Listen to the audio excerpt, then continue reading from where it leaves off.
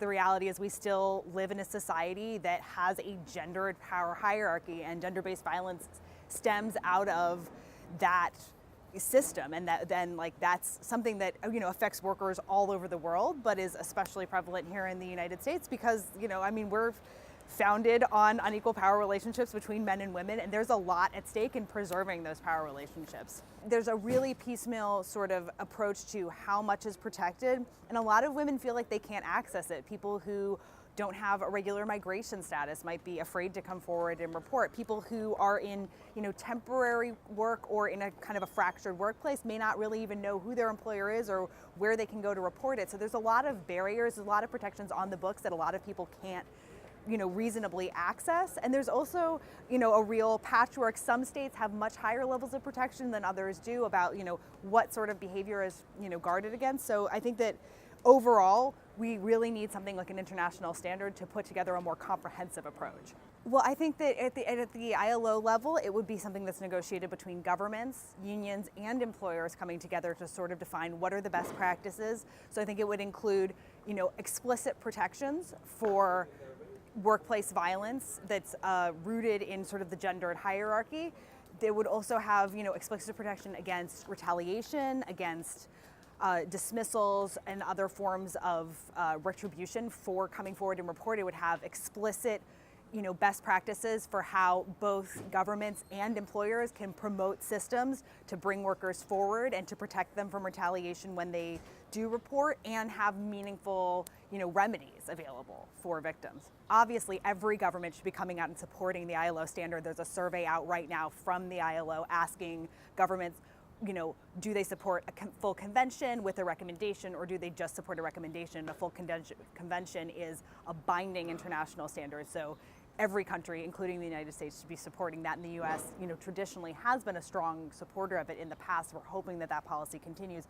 But also, there's a lot the United States can do, to address corporate behavior in the supply chain, because we have so many lead firms headquartered here that have an enormous amount of leverage over other actors in the supply chain, be they subsidiaries, subcontractors, subcontractors. We have like whole supply chains that span the globe, and a lot of the power comes from the United States, and they have the ability to demand that their contractors change their behavior. They have the ability to bring their purchasing power to bear and demand better standards, but they too often don't. And we really need to do more at the US level to directly legislate that they have to do that, because we've seen time and again that these corporate social responsibility initiatives, where they sort of talk at the problem but they don't actually do anything. So we really need to have better binding mechanisms on corporations to demand that they do that.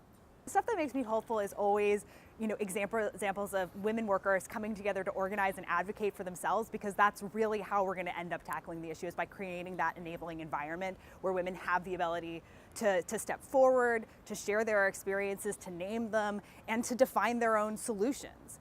And I think we've seen great organizing from, here has done a lot of work with hotel workers and other hospitality workers, like casino workers, to sort of bring workers forward to create a space to end the culture of silence, and then to start defining, what would solutions look like, and then pursue things like collective bargaining agreements with employers that include panic buttons in hotel rooms for hotel workers, pushing for policies at both the employer level and at city and localities that would prevent workers from having to come back to a room if they have been sexually harassed by a guest. They wouldn't have to return to that hotel room.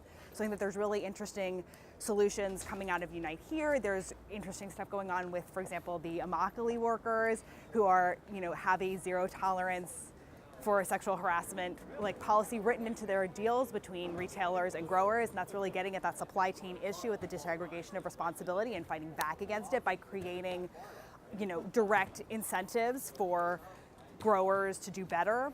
There's also, there's a lot of interesting stuff going on with graduate school workers as well, where if you see a lot of the organizing around that is focusing on the role sexual harassment plays in women graduate workers' lives, because they're so tied to personal relationships with older professors who are often male. So there's been really interesting work around agreements that have been reached that include the ability to raise sexual harassment in a grievance mechanism with the union, and also work on bringing it forward in collective bargaining. Great, thank you so much. Thank you. That was really great.